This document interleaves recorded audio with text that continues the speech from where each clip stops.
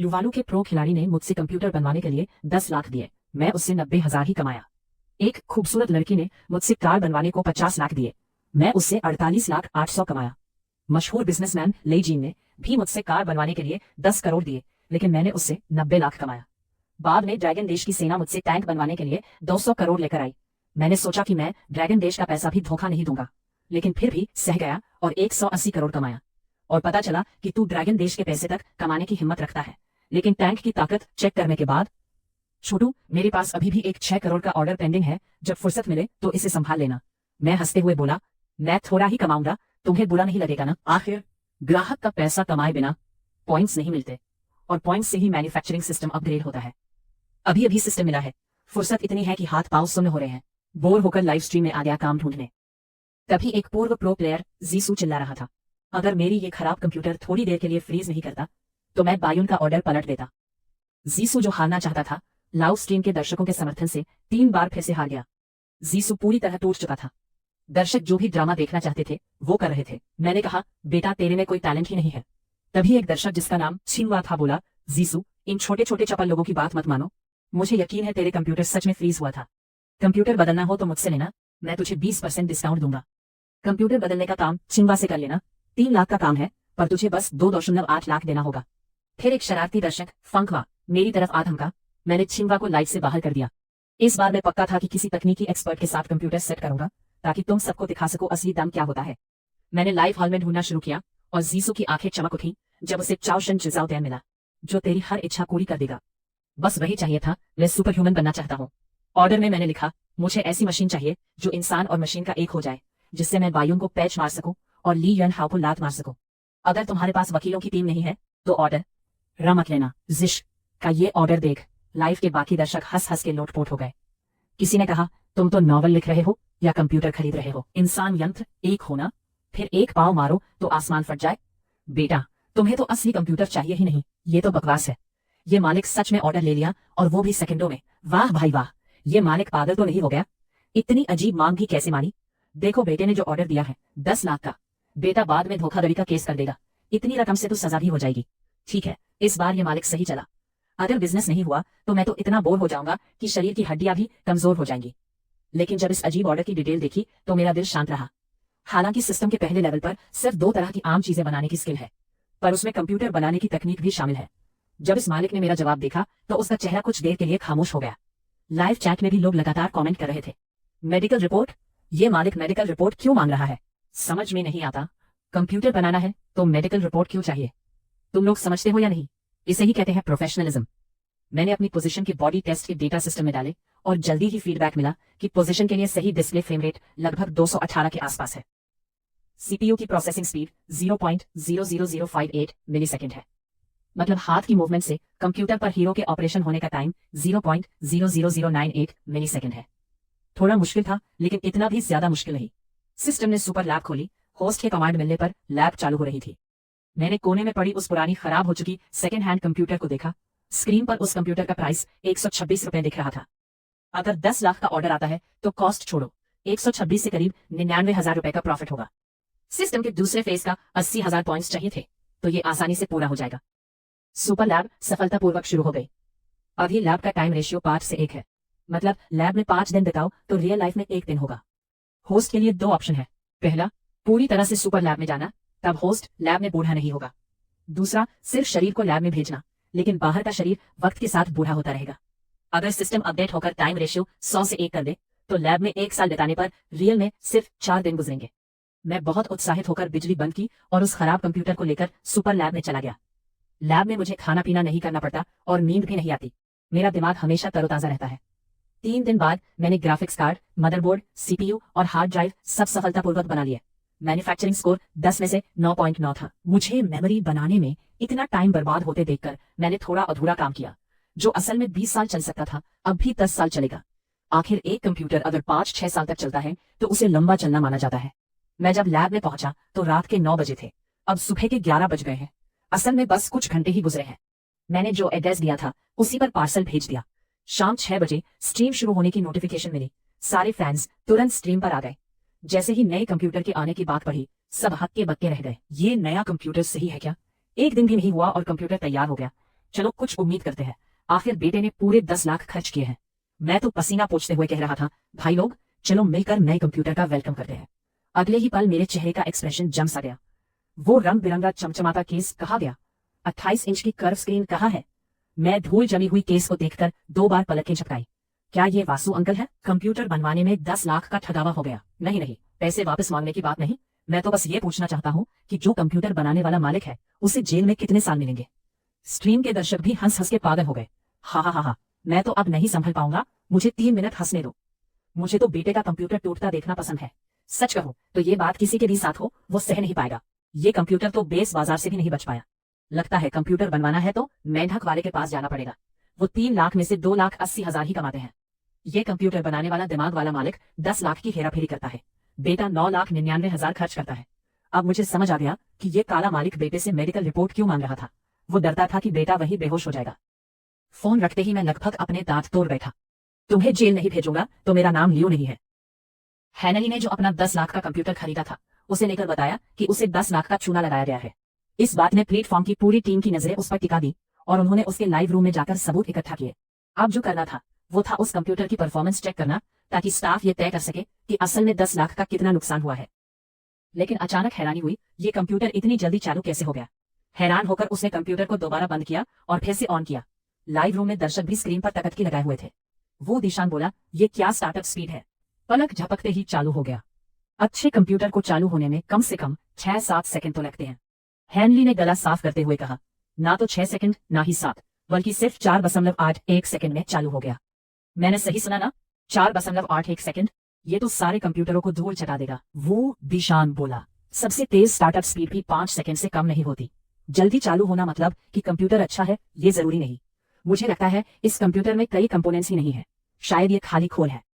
Henle ने बेटे की चिंता जताई और गुस्से में अपनी मुट्ठी मेज पर पटक दी। पहले वकील ने कहा था 30,000 में 3 साल, 10 लाख में 10 साल। जितना ज्यादा ठगा जाएगा उतना ज्यादा साल मैं उन्हें जेल भेजूंगा। तभी हैनली ने एक कंप्यूटर टेस्टिंग सॉफ्टवेयर डाउनलोड किया। कुछ तो गड़बड़ है। अगर कंप्यूटर इतना तेज है क्योंकि इसमें कुछ घटक कम है, तो ये सॉफ्टवेयर इतनी जल्दी क्यों डाउनलोड हो रहा है? शायद मेरी सोच गलत थी। ये कंप्यूटर देखने में धोखा नहीं है। उसने स्क्रीन पर आई टिप्पणियां देखी। धोखा नहीं, मेरा इंटरनेट 1000 मेगाबिट का है, तेज होना तो मानना है। लेकिन टेस्टिंग सॉफ्टवेयर दिखा रहा था कि मुख्य प्रोसेसर अनजान, ग्राफिक्स कार्ड अनजान, मेमोरी अज्ञात, हार्ड डिस्क भी अज्ञात। चारों चीजें अज्ञात। इसका मतलब यह है कि ये किसी भी ब्रांड से जुड़ा नहीं है, या शायद ये नकली ब्रांड भी नहीं है। हैनली हैरान रह गया। तुम लोग जल्दी देखो नीचे वाले स्कोर को। 5,06,87,554। Graphics card 3,09,45,541। Memory 2,55,412। Hard disk 70,1566। कुल स्कोर 9,10,23,383। क्या मेरी आंखों में धोखा हो रहा है या मैं सपना देख रहा हूँ? मुझे याद है कि देश में सबसे ज्यादा स्कोर करने वाली कंप्यूटर भी बस कुछ लाखों में होती थी। क्या स्कोरिंग सॉफ्टवेयर खराब हो गया है? ये स्कोर देखकर तो ऐसा लग रहा है जैसे कोई मुझसे मजाक कर रहा हो। गहरी सांस लेकर मैंने लुआलू का कंप्यूटर खोला। अच्छा है या नहीं, आजमा कर देखेंगे। ज्यादा देर नहीं लगी, मैच खोज लिया। अरे यार, तुम्हें पता है सामने की टीम के टॉप लेनर कौन है? अलीबियन, ELG की प्रो टीम का चेन जेवन। बस बैठो और देखो कैसे मार दिया जाता है। अलीबियन अभी अभी वर्ल्ड चैंपियनशिप से वापस आया है। यानी कि बूढ़े की कंप्यूटर ठीक नहीं है, वरना तो चेन जेवन की बात छोड़ो, यहाँ तक कि जियांग चेंग लू वाला लड़का भी काम का नहीं है। लाइव स्ट्रीम के दर्शकों ने ये बात सुनते ही हंस हंस के लोटपोट हो गए। प्राइवेट पर्सनल डिटेक्टिव की टीम तैयार है। किसका लड़का जल्दी जागे। डायबिटीज वाले पीछे हटो, बेटे को थोड़ी भी मिठास नहीं चखने देंगे। जैसे ही बहस शुरू हुई, दर्शक चैन से नहीं बैठे। झगड़ालू की चालाकी इतनी निपुण है कि पहली बार देख रहे हैं। झगड़ालू ने ऐसा हिम्मत दिखाई जैसे मौत को गले लगाते हुए भी भागना नहीं चाहता। और अब उसने अबिन के साथ पहली बार हाथापाई शुरू कर दी। अचानक पता चला कि इस कंप्यूटर पर आम करना आम से कहीं बेहतर है। हर एक बेसिक अटैक के बीच स्किल्स ऐसे खुले मिले कि बहुत स्मूथ लग रहा था। यार, आंख धोखायमान कर रही है या मैं सपना देख रहा हूँ? बेटा पहली लेवल पर ही ताइये को हराने वाला है। तेरी ये हालत देख के तो वर्ल्ड चैंपियन बनना भी मेरे बेटे जैसा लगेगा। लड़का जितना लड़ रहा है उतना ही ज्यादा जोश में लग रहा है। अकेले 4 साथियों को लेकर ये मैच जीत गया। अब घबराओ मत, लगता है ये सब नए कंप्यूटर की वजह से है। जाओ जिजू के लाइव स्ट्रीम पर देखो, सब समझ आ जाएगा। तभी बूजी, शाहू और बाकी लोग ये खबर सुनकर जिजू के लाइव स्ट्रीम पर आ गए। जिजू कंप्यूटर के सामने बैठा था और काफी देर तक संभल नहीं पाया। उसने तो बस यूं ही हवा में बातें की थी। इंसान और मशीन का मेल। ये कंप्यूटर सच में उसे वो सब करा रहा था। तभी अचानक फोन बज उठा। वॉन्ग अंकल, आप शेन फेई के खिलाफ मुकदमा करने की तैयारी कर रहे हैं? नहीं नहीं, शेन फेई मेरा बड़ा भाई है, इस मामले की बाद में बात करेंगे। वैसे भी ये कंप्यूटर 10 लाख का है। रेडिएटर पर लगे पंखे ने तो एक बार भी घूमने की जहमत नहीं उठाई। पंखा न चलना यह साबित करता है कि सीपीयू का काम अभी अपनी लिमिट से काफी नीचे है। सोचा था कि कंप्यूटर लिमिट तक पहुंच जाएगा, लेकिन लगता है तो बस झरोखा तक भी नहीं छुआ। लाइव स्ट्रीम में मौजूद फैंस ने भी चैट बॉक्स में कमेंट्स की बरसात कर दी। अरे फ्लाई भाई ने जो कंप्यूटर बनाया है वो तो कमाल का है। मुझे मेरी गलती का एहसास हो गया। फ्लाई भाई आप मुझे माफ कर दोगे ना? फ्लाई भाई जबरदस्त है, वो हमारे देश के असली टेक्नोलॉजी मास्टर है। दोपहर तक सोया था, नींद में था, मोबाइल खोला तो लाइव स्ट्रीम का व्यू अचानक रॉकेट की तरह ऊपर पहुंच गया। मैंने सोचा था कि पोजीशन के हिसाब से कंप्यूटर थोड़ा ध्यान खींचेगा, लेकिन ये तो इतना जबरदस्त निकला कि हद हो गई। लगता है अब सिस्टम अपग्रेड के लिए पॉइंट्स इकट्ठा करने की टेंशन खत्म हो गई। बधाई हो सुजुको, उसने पॉइंट्स कलेक्ट कर लिए और सिस्टम दूसरे स्टेज में अपग्रेड हो चुका है। अब तुम्हारे दिमाग में आम उपभोक्ता की बाइकर तकनीक इम्प्लांट हो गई है, जिसमें एयर कंडीशनर, कार, मोबाइल जैसे एडवांस्ड प्रोडक्ट्स शामिल है। असल में मैं तो तीसरे स्टेज यानी मिलिट्री टेक्नोलॉजी में अपग्रेड होना चाहता हूँ, लेकिन दूसरे से तीसरे स्टेज में मैं केवल कंप्यूटर ही नहीं बना सकता। अगर आप सोच सकते हो तो मैं बना सकता हूँ। तभी अचानक बैकएंड पे एक ऑर्डर आया 5 लाख का। सब लोग फ्लाई भाई के पास कंप्यूटर बनाने जाते हैं और तुम फ्लाई भाई के पास बाइक बनवाने जा रहे हो। हाँ, लगता है ये बूढ़ी औरत बस फ्लाई भाई की फेम का फायदा उठाना चाहती है। तुम उठाओ, जल्दी या बाद में कोई दिक्कत हो जाएगी। दोस्तों के कमेंट्स देखकर हाई छोटी बहन का चेहरा भी काला हो गया। मुझे बूढ़ी औरत मत कहो, मैं तो अभी बस 27 की हूँ। मुझे सच में बाइक पसंद है, लेकिन बाजार की आम बाइक नहीं। और कहते हैं मैं फेम छीन रही हूँ, मैं फेम छीनूंगी क्या? इसी वक्त नेटिजन्स के कमेंट्स फिर से तेजी से आने लगे। अरे बाप रे, बूढ़ी औरत का ऑर्डर फ्लाई भाई ने ले लिया। लगता है फ्लाई भाई से गलती हो गई। मुझे लगता है फ्लाई भाई ने गलती से क्लिक किया होगा, या फिर कंधे में चोट आई है। फिर से अपना असली स्वभाव दिखा दिया। हाँ, ऊपर वाले भाई सच में कमाल के हैं। फ्लाई भाई के बनाए कंप्यूटर बहुत जबरदस्त है, लेकिन दिखने में भी कमाल के हैं। कंप्यूटर केस जैसी सस्ती चीज पर फ्लाई भाई पैसे खर्च नहीं करना चाहते। मैंने हाई छोटी बहन के ऑर्डर की डिटेल देखी। फ्लाई भाई, लोग तुम्हारे पास बाइक बनवाने आ रहे हैं। बाइक वाले कहते हैं कि मोड़ पर तेजी से चलाना असली तेजी है, लेकिन वो लोग मोड़ नहीं ले पाते। इसलिए मैं एक ऐसी बाइक चाहती हूँ जो असली तेज हो, जितनी तेज हो सके। और हाँ, मैं लड़की हूँ। शैन फ्लाई भाई, बाइक का डिजाइन सुंदर बनाना, प्यार भेजती हूँ। हाई छोटी बहन के कमेंट पढ़कर मेरे रोंगटे खड़े हो गए। आखिरकार एक जवान लड़की बाइक चलाएगी। मैं स्थिरता से शुरुआत करूंगा ताकि सड़क पर एक छोटा सा पत्थर उसकी जान ना ले ले। और हाँ, स्पीड भी जरूरी है। लगता है इस बार थोड़ा ज्यादा खर्च करना पड़ेगा। मैंने कच्चे माल के स्टॉक से बाइक बनाने के लिए जरूरी सामान इकट्ठा किया। कुल 12,000 रुपए खर्च हुए। ये सुनकर ही मुझे दर्द होने लगा। आखिर ये 12,000 पॉइंट्स है। मैंने जल्दी से बाइक का फ्रेम बना लिया। इंजन और ट्रांसमिशन पार्ट्स को खास ध्यान से बनाना होगा, क्योंकि ये दोनों बाइक की स्पीड तय करते हैं। दिखावट पर भी काफी मेहनत करनी होगी। लगभग 15 दिन बाद मैं अपनी बनाई हुई सिस्टम ने चेक किया तो पता चला कि मेजबान ने इस बार 100 में से पूरे 100 नंबर ले लिए। मोटरसाइकिल के बाहरी हिस्से में मेजबान की समझ और बनाने की क्षमता ने सीमा पार कर दी। सिस्टम ने मेजबान को 1 लाख पॉइंट्स का इनाम भी दिया। लगता है सिस्टम भी कोई ठग नहीं है, कभी कभी अच्छा खासा इनाम दे देता है। पहले लैब में और बाहर की दुनिया में टाइम का रेशियो 5:1 था, लेकिन दूसरे फेज में तो ये बढ़कर 30:1 हो गया। यानी असली दुनिया में 15 दिन बीतने पर लैब में सिर्फ आधा दिन गुजरा। मैंने बाइक पैक की और हाई छोटी बहन को भेज दी। सब लोग जल्दी देखो, बूढ़ी औरत के लाइव रूम का टाइटल है फ्लाइंग भाई ने नई बाइक बनाई, आ जाओ। मैं तो एक दिन भी नहीं गया और फ्लाइंग भाई ने बूढ़ी औरत की बाइक ठीक कर दी। क्या कोई बाइक एक्सपर्ट लाइव में है? पूछना चाहता हूँ, ये स्पीड सामान्य है क्या?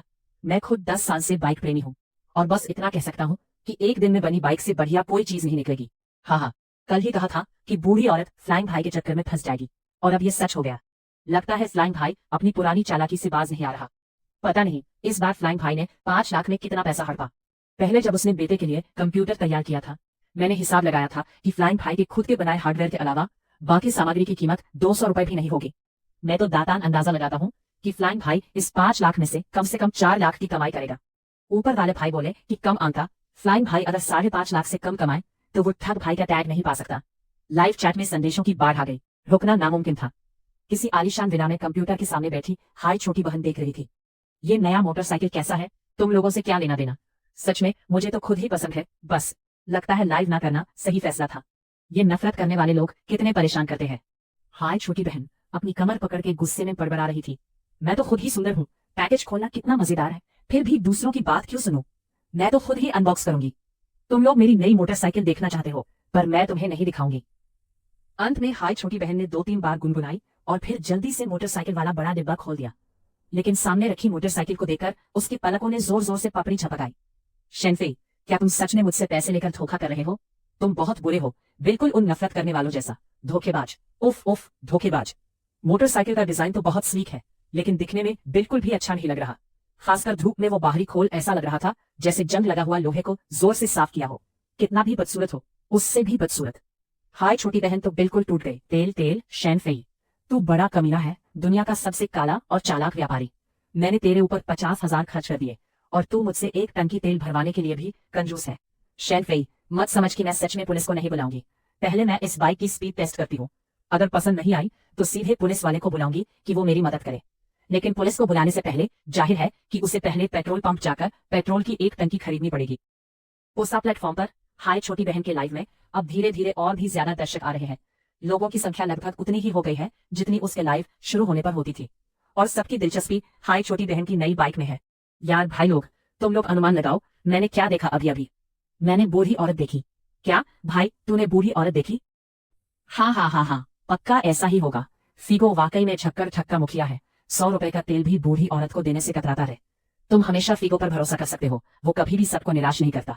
लग रहा है कि पहले जो हमने अंदाजा लगाया था कि फीगो ने बूढ़ी औरत से 50 लाख में से 45 लाख रुपए है, वो तो कम निकला। शायद 45-71 लाख के बीच ही होगा।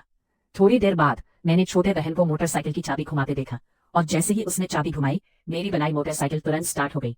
हेलमेट पहनकर छोटे बहन मोटरसाइकिल लेकर विला से निकल गई। छोटे बहन पहले भी मोटरसाइकिल चला चुकी थी, लेकिन साफ दिख रहा था कि उसे ज्यादा समझ नहीं है। वो बस नौसिखिया है, उसे मोटरसाइकिल की परफॉर्मेंस या कुछ ज्यादा पता नहीं था। थोड़ी दूर तक गैस बढ़ाते हुए छोटे बहन लगभग 2 किलोमीटर चली और फिर रुक गई। मोटरसाइकिल चलाने में तो आराम था, लेकिन उसकी स्पीड 70 मील प्रति घंटा थी। पता नहीं ये तेज है या नहीं। उसके सामने एक हाई स्पीड ट्रेन स्टेशन था जो यहाँ थोड़ी दूर दराज जगह पर था, इसलिए यहाँ हाई स्पीड ट्रेन पकड़ने वाले कम थे।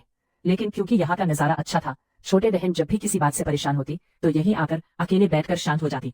हर बार ऐसा करने से उसका दिल हल्का हो जाता। शैनफी, तू बड़ा बेवकूफ है। अच्छा है कि यहाँ आकर मेरा मूड ठीक हो जाता, नहीं तो मैं सच में बहुत दुखी हो जाती। करीब 15 मिनट बाद जब उसका मूड थोड़ा ठीक हो गया, छोटे बहन उठी और मोटरसाइकिल लेकर घर जाने की सोचने लगी। लेकिन तभी करीब 27-8 साल का एक नौजवान अचानक बेचैनी से उसका सामने आ गया। सुंदर लड़की, मेरी एक बहुत जरूरी बात है। क्या मैं तुम्हारी मोटरसाइकिल थोड़ी देर के लिए चला सकता हूँ? नौजवान की बात सुनकर छोटे बहन ने तुरंत थोड़ी सावधानी दिखाते हुए पूछा, तुम मेरी मोटरसाइकिल क्यों उधार लेना चाहते हो? युवा ने पीछे मुड़कर तेज रफ्तार ट्रेन की तरफ देखा, फिर उसके चेहरे पर दर्द भरी एक झलक आ गई। मैं 7 साल से प्यार करता था। मेरी गर्लफ्रेंड अभी अभी मुझसे ब्रेकअप कर गई, लेकिन उसने कहा कि अगर मैं उस हाई स्पीड ट्रेन को पकड़ लूं जिसमें वो जा रही है, तो हमारे पास एक और मौका हो सकता है। इसलिए प्लीज, क्या मैं तुम्हारी बाइक उधार ले सकता हूँ? भरोसा करो, अगर बाइक खराब हो गई तो मैं अपनी सारी चीजें बेचकर भी तुम्हें मुआवजा दूंगा। युवा ने सीधे आंखों में देखकर कहा। उसकी नजरों में सिर्फ भीख नहीं बल्कि एक तरह की जिद भी थी। हाय छोटी बहन ने उसकी बात सुनकर थोड़ी हैरानी से कहा, भाई मैंने सही सुना? तुम बाइक से तेज रफ्तार ट्रेन पकड़ना चाहते हो? तुम्हें पता है वो ट्रेन कितनी तेज चलती है? मैं नहीं कह रही कि तुम्हें बाइक नहीं दूंगी, बस ये असंभव है। हाय छोटी बहन खुद भी अक्सर हाई स्पीड ट्रेन से यात्रा करती थी, इसलिए उसे पता था कि ट्रेन की रफ्तार कितनी खतरनाक होती है। वो तो आमतौर पर 300 किलोमीटर प्रति घंटे से भी तेज चलती है। एक बाइक से इतनी रफ्तार पाना नामुमकिन था। और मान भी लो कि बाइक इतनी तेज हो जाए तो ट्रेन और बाइक की चाल पूरी तरह अलग होती है। थोड़ी देर पहले जब हाई छोटी बहन बाइक चला रही थी तो उसे ऐसा महसूस हुआ जैसे वो उड़ रही हो और उसकी आत्मा पीछा कर रही हो। अगर कोई बाइक 300 किलोमीटर प्रति घंटे की रफ्तार से चलाएगा तो या तो पूरी तरह धूल में लिपट जाएगी या फिर बुरी तरह गिर जाएगा। तुमने कभी ये कहावत सुनी है? पता है कि असंभव है, फिर भी मैं कोशिश करना चाहता हूँ। मुझे डर है कि अगर मैं ये मौका छोड़ दूं तो ये मेरी जिंदगी का आखिरी मौका होगा। युवा ने आंसू भरी आवाज में कहा, आखिरी बार मेरे प्यार को फिर से आग लगा देने दो। हाय छोटी बहन उस वक्त वही ठिठक गई। उसे खुद कोई खास इमोशनल एक्सपीरियंस नहीं था और वह ये भी नहीं समझ पाई कि उस युवक के लंबे प्यार का मतलब क्या था। लेकिन उस पल वह युवक उसे दिल से छू गया। उसने हाथ बढ़ाकर बाइक की चाबी युवक को दे दी। हाय छोटी बहन के चेहरे पर एक हल्की मुस्कान खिल उठी। भाई मेहनत करना। युवा ने चाबी लेते हुए जोर से सिर हिलाया। इस वक्त एक हाई स्पीड ट्रेन चलती हुई हल्की हवा के झोंके के साथ आई। युवक ने सिर घुमाकर देखा, जो ट्रेन कुछ ही पलों में सैकड़ों मीटर आगे निकल चुकी थी। उसने जल्दी से हाय छोटी बहन से कहा, लड़की दान कह रही थी, धन्यवाद मत कहो, वो उसी ट्रेन में है, मुझे उसे पकड़ना होगा। ये कहते हुए युवक तेजी से उस इंजन की ओर बढ़ा। हेलमेट पहनकर इंजन स्टार्ट किया। अगले ही सेकंड में तेज हवा की आवाज हुई और हाय छोटी बहन का बुखार भी उड़ गया। वो अपनी रॉकेट जैसी बाइक को देखकर थोड़ी हैरान रह गई। सोचने लगी, ऐसा क्यों लग रहा है जैसे मैं जब इसे चलाती हूँ तो अलग महसूस होता है। हाय छोटी बहन हैरान होकर तेजी से दूर हो रही बाइक को देख रही थी। फिर उसने उस हाई स्पीड ट्रेन की ओर देखा जो अब पूरी रफ्तार से दौड़ रही थी। उसकी आंखें तंग हो गई। हाय छोटी बहन के अंदाजे के मुताबिक उस वक्त ट्रेन की रफ्तार कम से कम 260 किलोमीटर प्रति घंटा तो थी, भले ही 300 तक ना हो। लेकिन जो युवक उसकी बाइक चला रहा था वो इतनी तेजी से ट्रेन के करीब आ रहा था कि नजर से भी साफ दिख रहा था।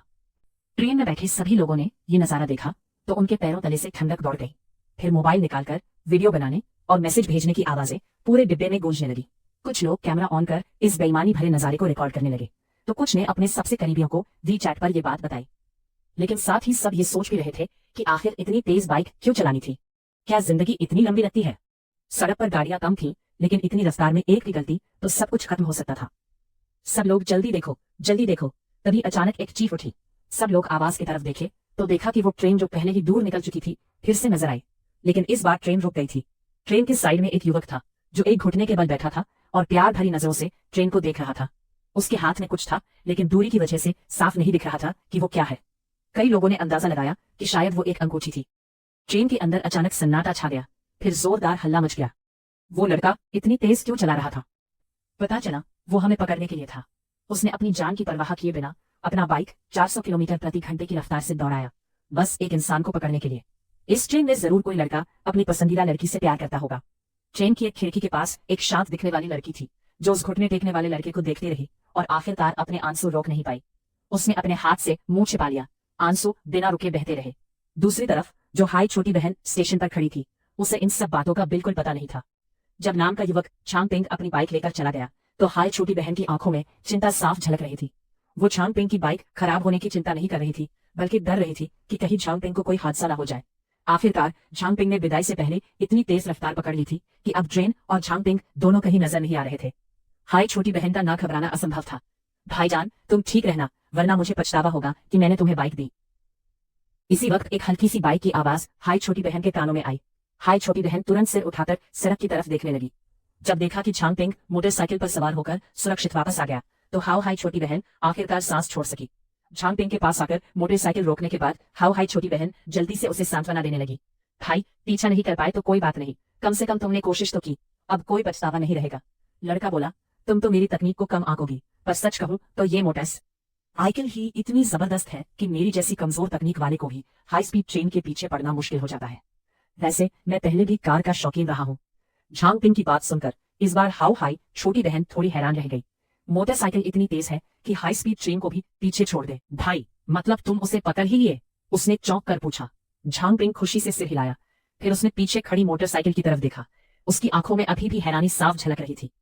शुरुआत में मुझे भी लगा था कि हाई स्पीड ट्रेन पकड़ना नामुमकिन है, लेकिन मैंने तुम्हारी मोटरसाइकिल पर सवार होकर जोर से गियर बदला और तेजी से एक्सेलरेटर दबाया।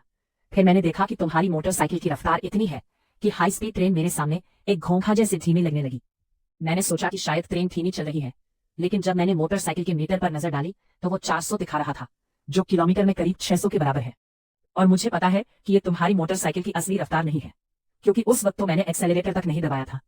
तो लड़की मुझसे मजाक मत करो। तुम्हारी मोटरसाइकिल के साथ तो हाई स्पीड ट्रेन भी पकड़ना आसान है, हवाई जहाज को भी पकड़ना कोई बड़ी बात नहीं है। अजीत ने मुझे अभी मैसेज किया है कि वो अगली स्टेशन पर मेरा इंतजार कर रहा है। लड़की तुम्हारा बहुत बहुत धन्यवाद। सच में अगर तुम्हारी और तुम्हारी मोटरसाइकिल के बिना होता तो हम शायद सच में चूक जाते। छांगपिंग ने हाई छोटी बहन को आभार से भरी नजर से देखा। फिर उसने वक्त देखा और थोड़ा शर्मिंदा होकर बोला, लड़की माफ करना, मुझे जल्दी से टिकट खरीदनी है ताकि अगली हाई स्पीड ट्रेन पकड़कर अजीत से मिल सको। इतना कहकर उसने हाई छोटी बहन को फिर से गहरी कृतज्ञता जताई और फिर तेजी से हाई स्पीड ट्रेन स्टेशन के गेट की तरफ दौड़ पड़ा। लेकिन उसे पता नहीं था कि उसकी ये सारी धन्यवाद की बातें हाई छोटी बहन ने एक भी शब्द ध्यान से नहीं सुनी। जब उसने शैन फै की बनाई मोटरसाइकिल के बारे में बताया था तब से हाई छोटी बहन पूरी तरह से हैरान रह गई थी।